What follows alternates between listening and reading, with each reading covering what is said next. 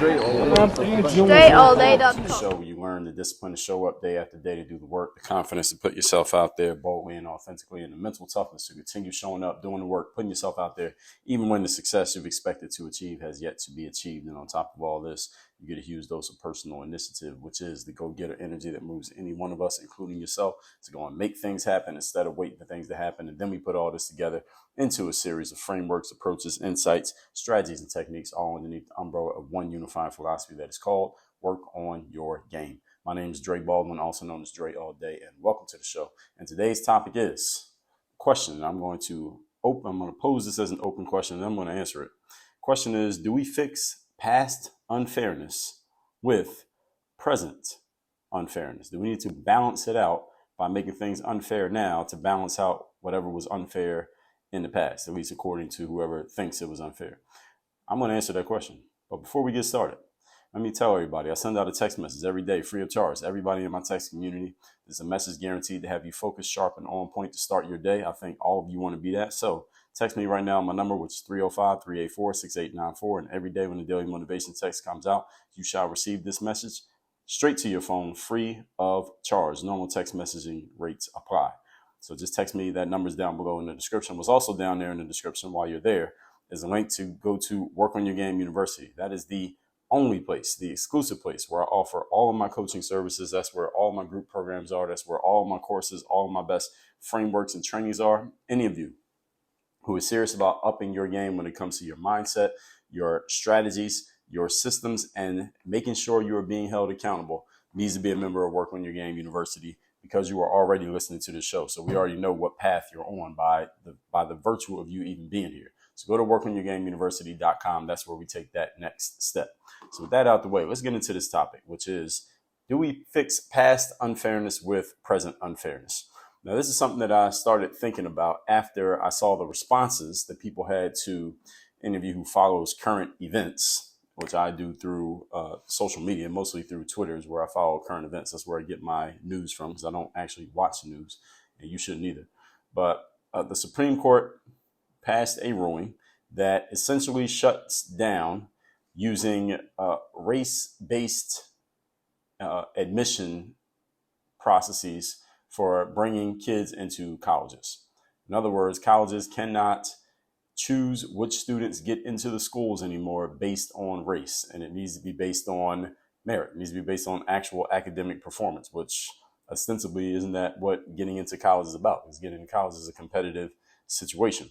So when the Supreme Court passed this ruling that said you can no longer choose which students to bring into the school based on race, which basically what that did was, because of these affirmative action rules that have been in place for years in colleges, there were students that were essentially unqualified to get into certain colleges getting in just because of their race, not because of their test scores, not because of their actual academic performance. So you had unqualified students getting into colleges that they should not have gotten into, and qualified students, conversely, being rejected from colleges that they were qualified or even overqualified to get into because they were the wrong race. This is what was happening in the United States. Now, the reason that this became a big issue is not necessarily because of the merit and the rejection or lack of rejection. It's because the race-based preferential treatment being given to certain students was usually given to Black students, and the students who were not getting in, even though they had the qualifying numbers to get in based on the criteria of admission, were often white students and often as well Chinese or Asian students. I shouldn't say Chinese, but Asian students. So when this ruling came out, there was a lot of conversation about this for about 3 or 4 days. In short, as the Supreme Court passed this ruling, the response to such a ruling was divided. There were people who were against it, and they argued that because people of certain races at one point in time, back in the days, were discriminated against because of their race and kept out of certain places, usually talking about Black people, that these same Black people should now be allowed, even disproportionately, even when they do not merit being allowed, into places to quote unquote make up for what they did not get in the past. So this is how they are arguing that we should use some present discrimination, affirmative action, and let's say diversity, equity, and inclusion. These are forms of discrimination. They are discrimination. Now, even though they are framed as we're doing things to help this group, yes, you are, but at the same time, you're also discriminating against another group in the name of balancing things out. So DIE and affirmative action are forms of discrimination, even though they are dressed up as something other than what I'm describing them as. But if you think about it, logically, that makes it makes perfect sense what they are. So they are suggesting, there are some people who suggested that this disproportionate balancing out is okay because, hey, it was against us in the past, so it should be for us in the future, or for them, whoever it was talking.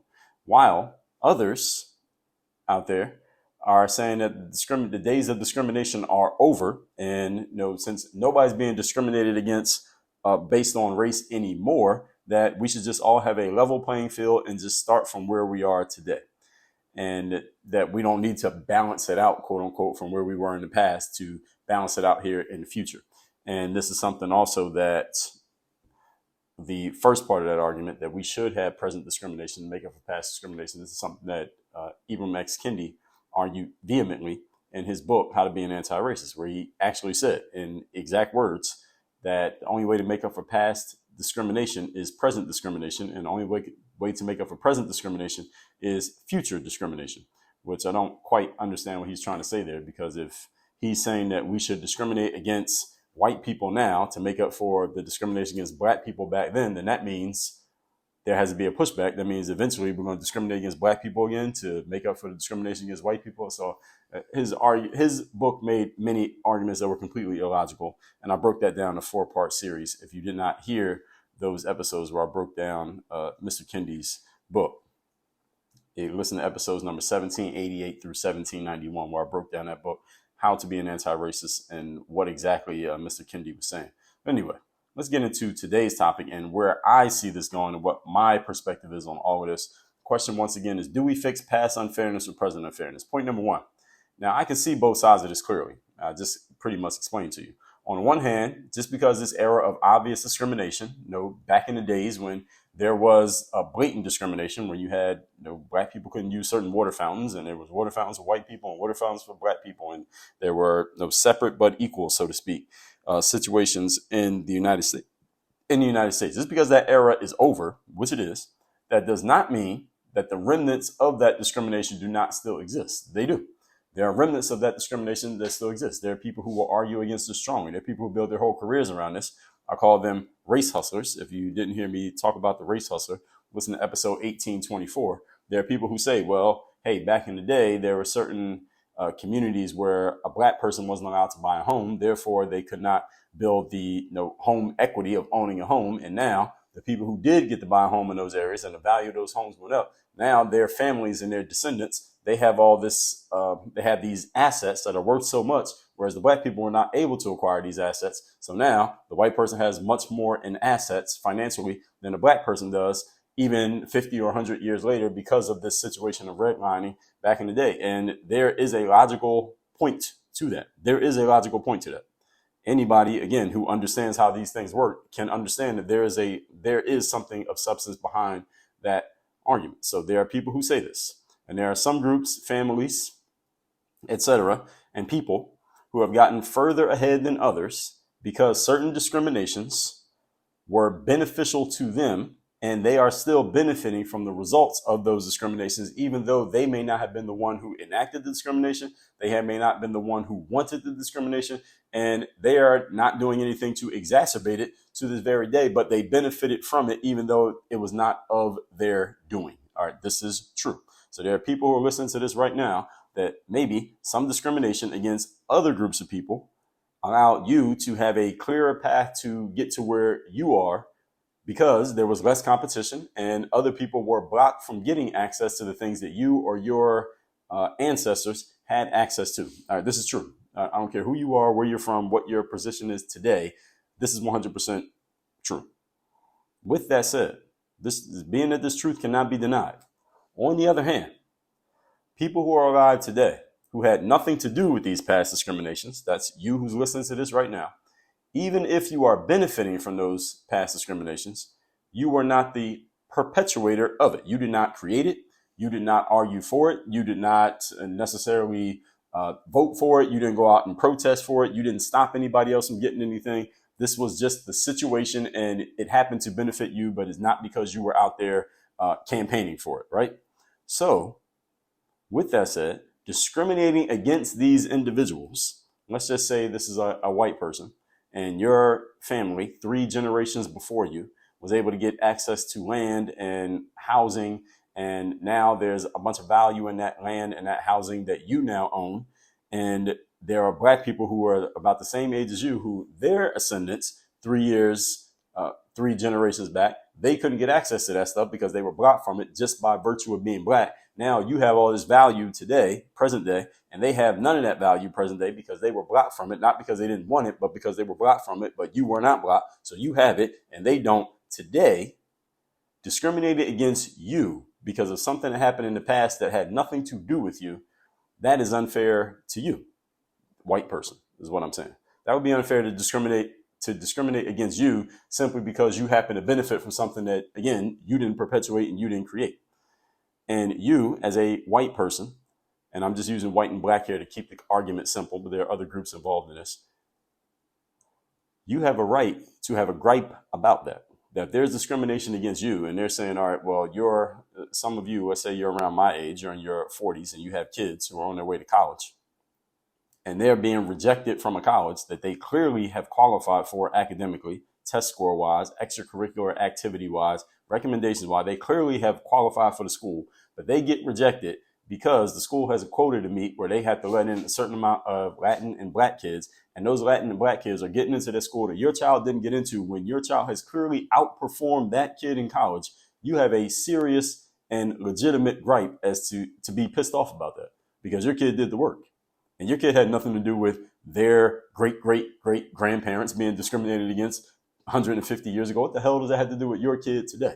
That is a legitimate argument. So I can see both sides of this conversation. There's a solid argument on both sides of this that can be bastardized and emotionalized by people on both sides of this conversation to strongly persuade people to either side of it. The race hustler, usually on the side of supporting, quote unquote, the POC, people of color, the black and Latin people. The race hustlers, they are really good at emotionalizing and bastardizing these points to make it seem like there is no other side to the conversation. They're really good at this. And if you happen to be black and you put forth the point that I just put forth, like, hey, there are 2 sides of this conversation and we can see both, they can attack your point by, hey, you're not supporting the black side like you're supposed to because you're black. And if you're white and you say something like this, well, we already know what's coming out to you, the R word. They're going to start calling you racist or use some type of snark to make you like a bad person to the point that you probably wouldn't even say anything in the first place because you know it's coming and you want to keep your job. So you just say nothing. And there are people who are experts at doing this stuff. All right. The race hustler is not a goof. Race hustler is not an idiot. They know exactly what they're doing. So listen to episode 1824 where I explain the race hustlers, their process. All right. And they do have a process. They have a framework and they're very good at what they do, which is why a bunch of you who are familiar with this concept of what I'm talking about here, you're nodding your head because you know exactly what I'm talking about. Let's move on to point number 2. Today's topic, once again, is do we fix past discrimination with present discrimination? Here's point number 2. Here's my stance on the question. So all I did in point number 1 is just explain to you how I can see both sides of it, but I didn't tell you where I actually stand. My answer to the question is, do we fix past discrimination with present discrimination? The answer is no. N-O. Easiest and the hardest word to say is no. Only has 2 letters. Only takes a second to say it. I discussed this at length when I broke down Ibram Kendi's book, which I told you about earlier in this episode. Mr. Kendi stated in the thesis of his writing that past discrimination must be remedied with present discrimination and present must be remedied with future discrimination. I didn't agree with it then when I read the book, and I don't agree with it now. And here's why. Here's my thesis. You cannot manufacture fairness. You cannot manufacture equality. Equality is not man-made. Fairness is not man-made. There is no amount of and no process of law-making, rule-making, affirmative action. There's nothing that you can put in place. No laws, no rules, no regulations that you can put in place that will produce the outcome of equality or equality is giving people the same opportunities, let's say. No, it's not going to produce equity, which means everybody getting the same outcomes, which makes no sense. There's no way everybody's going to get the same outcome. 2 people from the same block are not going to get the same outcome, because we all get to make our own decisions, and you can't control the way people think, nor can you control human beings' actions. You can put rules in place, but you can't control how people respond to those rules. So this is the thing. There's no amount of rule that you can put in place that's ever going to create this. This is why the race hustler is a genius, because the race hustler knows this in their bones, that there's nothing that they can ever preach or ever get enacted that's going to solve the problem of things not being equal between everybody. And this is why the race hustler is genius, because the race hustler has signed themselves up for a lifetime job. They have tenure. They got themselves a lifetime job of arguing why things aren't fair, because things will never be fair. That's the point. Things will never be completely balanced. So the race hustler will forever be getting paid speaking gigs money and consulting fee money and book deals to argue for why things need to be more fair, because they know things will never be more fair. So they are guaranteed to always have a problem to solve.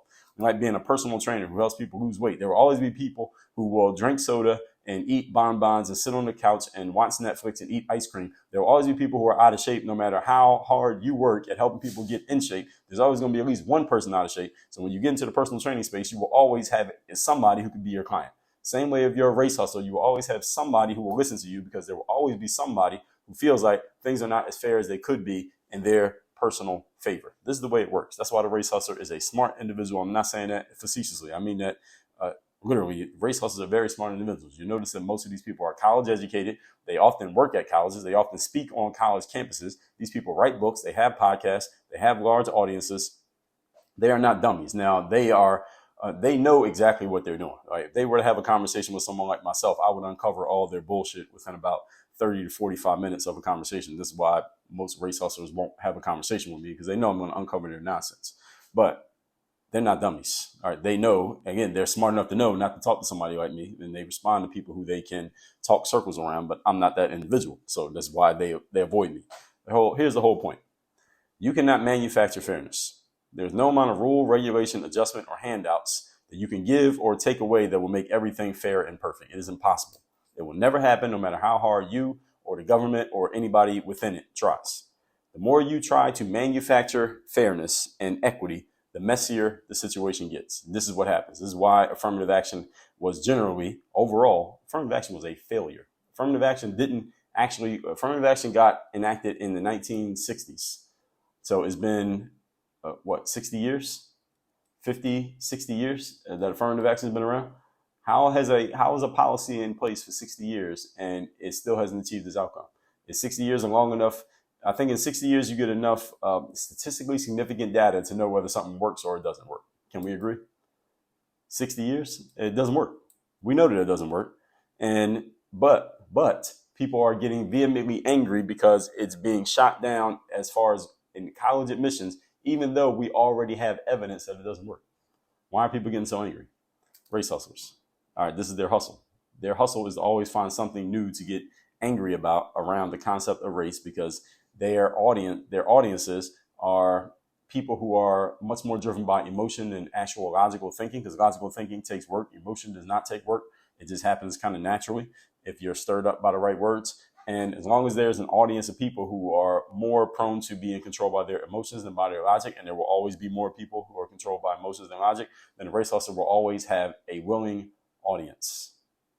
So again, being a race hustler is a great career move, because you will never be out of work. So the more you try, the messier it gets. And this truth is great news for the race hustler, because the race hustler will always have work and can continually push their gripes and complaints about how things are not fair enough for their particularly preferred group. And this it started as Black people, but now the LGBTQ community has come in and hijacked it from Black people. When's the last time you heard from BLM, by the way, speaking of such, and how things are benefiting the group that they are against. So this could be the Black race hustler saying how everything is working in the favor of white people, but nothing's working to help Black people. Therefore, people will continue to pay the race hustler to, again, write books, host podcasts, give speeches, do consultations, teaching other people how to make this unfairness, quote unquote, less unfair. And there are people who work in corporations. Any of you who works in corporate, you work in academia, you have probably in the last 3 years had some consultant, Black or white, come to your place of employment, or whether online or in person, and actually give a presentation on what you can and need to do to make things more fair for everybody in the environment. And I'm not going to ask any of you to identify if you have been subject to this, but I know if you work in academia or corporate and you've been there the last 3 years, guaranteed you've been subject to this. Whether it was a handout, whether it was a virtual presentation, whether you had to actually meet somebody in person, this absolutely happened. I was speaking at a conference a few months ago, and there was not that many black folks speaking. I think it were 3 black people spoke at the entire conference. It was a 2 or 3 day conference. 3 black people spoke at the entire conference. I was one of them. I can't remember. I think it was 3 of us. It might have been only 2 of us. It was either 3 or 2 of us. But one of the other persons was a female, black woman. And she was speaking on DIE, diversity, inclusion, and equity, and how these people in this organization could do more to make it a more diverse workplace. This was one of the worst presentations I've ever seen at a professional speaking event. The presentation just sucked. And I'm not saying that because I disagree with the topic. I do disagree with the topic, but if she had done it in a good way, I would have said she gave a good presentation. I don't like the topic, but it was a good presentation. I don't like the topic and the presentation sucked. She actually sucked, but she got booked to be on the stage. That's the point that I'm making here. And I was speaking to someone who knows someone who is on the inside of that event. I'm not even going to say what the event was or who this was because I don't want to put anybody out there. But I know on good knowledge that her presentation was the worst reviewed presentation of all the presentations at that conference. In other words, it got the lowest marks from the audience of everybody at the conference. The presentation just sucked. I remember I was sitting there watching her. I was standing in the back of the room. I didn't even sit in the seat. I just stood in the back of the room. I was just watching this presentation. I'm like, this chick fucking sucks. This presentation sucks. This topic sucks. And nobody in the audience wants to hear this shit. And she did this. It wasn't her fault. Is that the organization who put on that event, they felt obligated. We have to do this. And this is how it is in corporate. And this is why I'm not corporate. We have to do this. We have to have this presentation. We got to bring somebody in to talk about this stuff. Let's bring this person in and talk about this and pay them to come give a speech. And it was hot garbage is what it was. Let's continue. Okay, let's just continue. It is an endless, beautiful hustle for the race hustler, but it's a hustle with no solution. Again, it's like a race with no finish line. So you always got to keep running.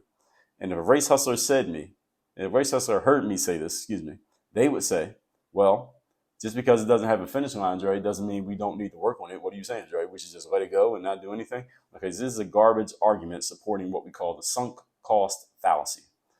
Sunk cost fallacy is what allows the race hustler to keep getting paid in their careers. Hey, we're never going to manufacture equality, but that doesn't mean we can't work on equality.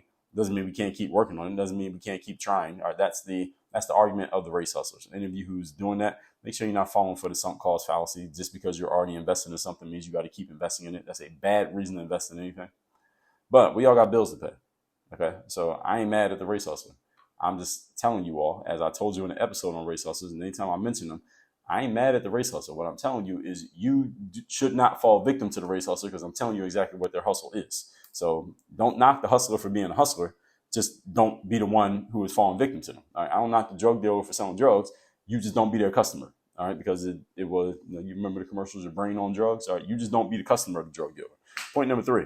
Today's topic, once again, is do we fix past unfairness or discrimination with present unfairness or discrimination? Number 3. So here's why I draw a stronger line in the sand. People who can trace their lineage to unfairness, whoever you happen to be. Mostly I'm talking to people of color. Mostly I'm talking to Black Americans. You Black Americans who call yourselves African American and you ain't never even been to Africa. Most of you couldn't even name 10 countries in Africa, but you're talking about Africa. I'm talking to most of you.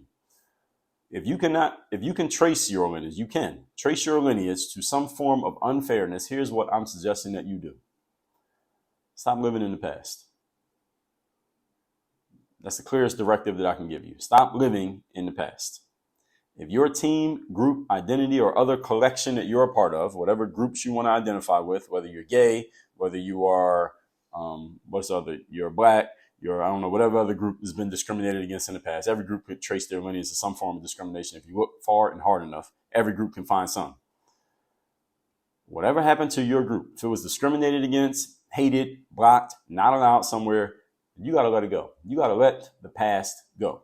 What's interesting is that many people know these cliches and quotes about letting go of the past so you can reach for the future. Many people seem to know these quotes and agree with them until it comes to something like this subject. And then all of a sudden they can't let anything go.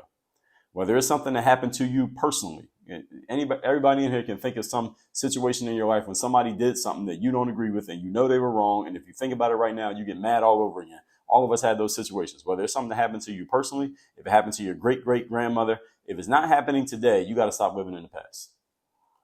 You cannot drive a car looking in the rearview mirror. You'll probably crash. It's interesting to me how people are quick to tell somebody to stop living in the past when the past is something that they have already gotten over, but you're happy to live in the past when it's something that you can leverage to use against people to extract benefits for yourself. See, so people talk out of both sides of their mouths when it comes to this. So they're happy to live in the past when they can use it to their own advantage, but when they're tired of hearing other people talk about something, now it's let it go. You can't keep living in the past. It's a hallmark of mental toughness to be able to let things go and move forward. Mentally tough people do this. And what's interesting is that many of you, I'm telling you to let things go that you don't even know anything about except what you heard and what you were told or what you might have read in a book. And since most people don't read, mostly is what you heard and what you were told. So these are the black people. You're 27 years old and you're talking about how terrible America is. Somebody says, why don't you leave America? You say, well, I won't. I was bought here. You weren't bought anywhere, motherfucker. You're from Ohio. Where were you bought here from? You were born here. You've been raised here. You ain't been nowhere. What do you know about Africa? If you got dropped off in Africa right now, where would you go? Who would you call? Name 3 people in Africa right now who you would call if you were dropped off in the middle of Africa right now and they can come get you. Name 3. If you can't answer this question, you were not bought here. You are from here. You're from America. All right. Where in Africa are you from? You can't even name a place. Name 3 people living in Africa right now who you know.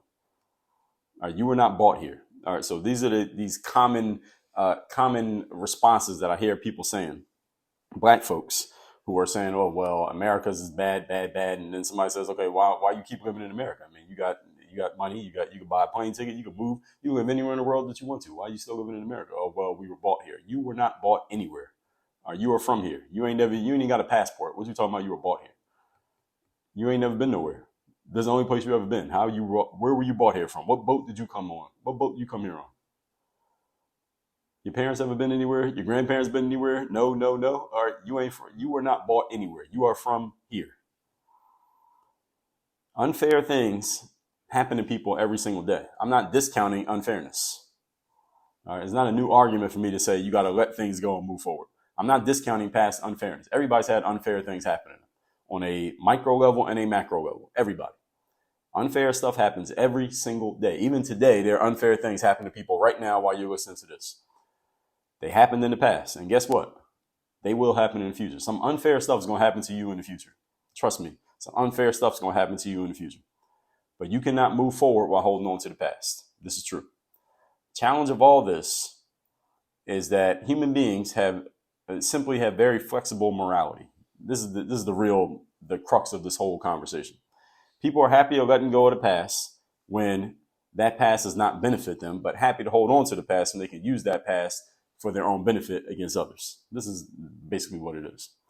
People who use this most perniciously are those who are very loose in their principles. They have very loose principles or have no principles whatsoever. This is why I've emphasized, what's your culture? What's your personal culture? What are you actually about? This is a question that I've asked here on this show. I talked about it in episode number 2346, establishing your culture on a personal level. Your culture means you need to know what your principles are. What are you about? Many of you listen to me right now, you have no principles. You have no list of principles that you are actually about, that you stand on, and this is how you live and what you're about. Letting go of the past and being willing to move forward despite something in the past being not to your liking is a personal principle that you can adopt if you wish. But if you adopt this principle, then you got to stand on it, meaning you can't keep holding on to old shit just because it happens to benefit you in a conversation with the right type of person. Now, I'm not saying this has to be one of your principles. I'm just saying you need to have some principles. Do you even have any? Race hustlers, they have no principles. All right, that's why they can just adjust their argument based on whoever they're talking to benefit themselves. These people lack principles. They lack character. And again, episode 1824. So you see what number episode this is, right? So you all understand this ain't new. I'm not making this up just for today. That was years ago that I talked about that. So when I tell you that holding on to the past is something that mentally tough people do, I can't turn around tomorrow and try to use the past against somebody else, because I already told you this is where I'm standing. I'm standing on this.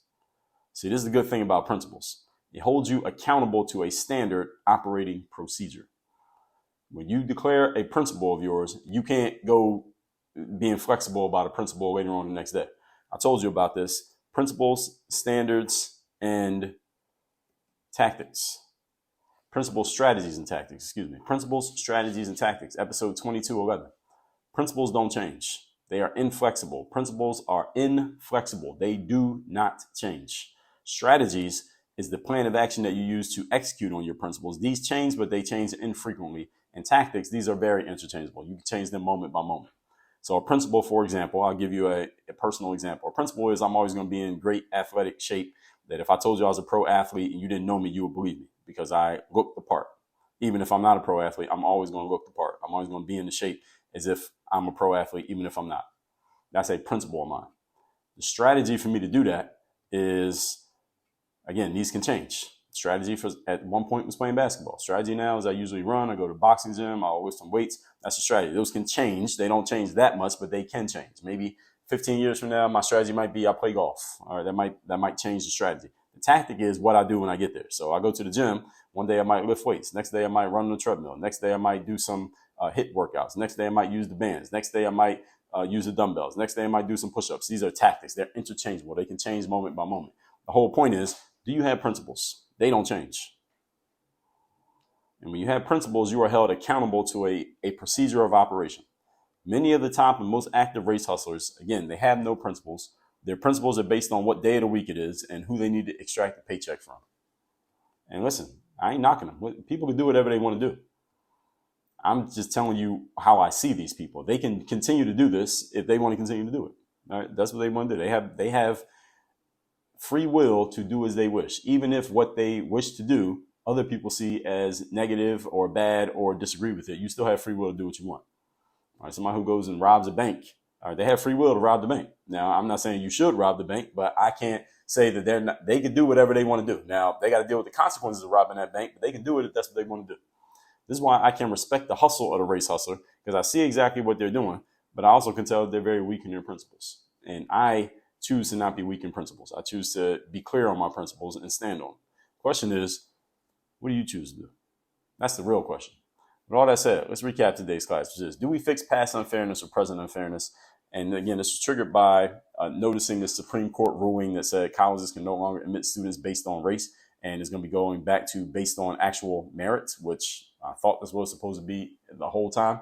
But we know how things change over time. Again, when the wrong people get involved in trying to manufacture outcomes, which doesn't work. Number one, I can see both sides of this clearly. There are people who say, hey, in the past, we weren't allowed to get in here, so we should be allowed to get in disproportionately now to kind of balance out what we weren't able to do back in the day. And I get it. And there are other people who say, well, look, I had nothing to do with the fact that you were discriminated against, so why am I or my kinfolk being discriminated against today to make up for some shit that I ain't had nothing to do with and you didn't even personally suffer from? So I can see both sides of this argument. So here's my stance. Point number two. No, we do not fix past unfairness or present unfairness. I discussed this at length when I broke down Ibram Kendi's book, that you do not fix past discrimination with present discrimination. Why? Because you cannot manufacture equality. You cannot manufacture equity. You cannot manufacture fairness. You cannot manufacture outcomes amongst a mass group of individuals. You cannot do that. The last place in life you can manufacture everyone getting the same outcome is called preschool. After that, people get what they got. You get what you're able to produce by your performance. That's it. All right, you can't manufacture this in any other way. Number three, here's where I draw a strong line in the sand. If you can trace your lineage to unfairness, you got to stop living in the past. Stop looking back at things that were unfair in the past and look at maybe things that were working well in the past for your ancestors that ain't working so well for you right now today. How about you focus on that? You want to focus on something from the past? Focus on what was happening in the past that was actually working for your group or your team or your race that ain't working for your group, team, or race today, and ask yourself, what's the difference between those people back then and the people now?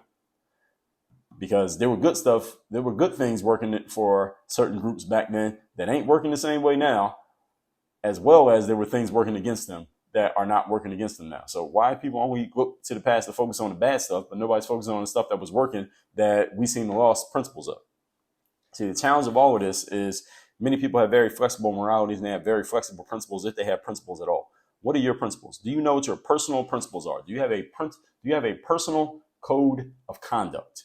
Many of you don't have a personal code of conduct, which means you are easily swayed by anything that anybody presents to you that just triggers and grabs your emotions. And I told you about controlling your emotions. You're in the emotional management business. So you should take some time today and think about, what are my personal principles? What am I actually about and what am I not about? Because if you don't know, I guarantee you nobody else knows. All that said, text me. Tell me the best idea you got from today's class, or if you disagree with it, you can tell me that too. My number is 305-384-6894. And Work on Your Game University, that's the place where you get coached by me. That's where you can get direct access to me, direct access to all my best courses and frameworks like Bulletproof Mindset, 30 Days of Discipline, ASAP Confidence, Content Machine, Sell Yourself, Work on Your Game System, Business Builder Framework, and a whole lot more. All of that's at WorkOnYourGameUniversity.com. Work on your game. Dre, all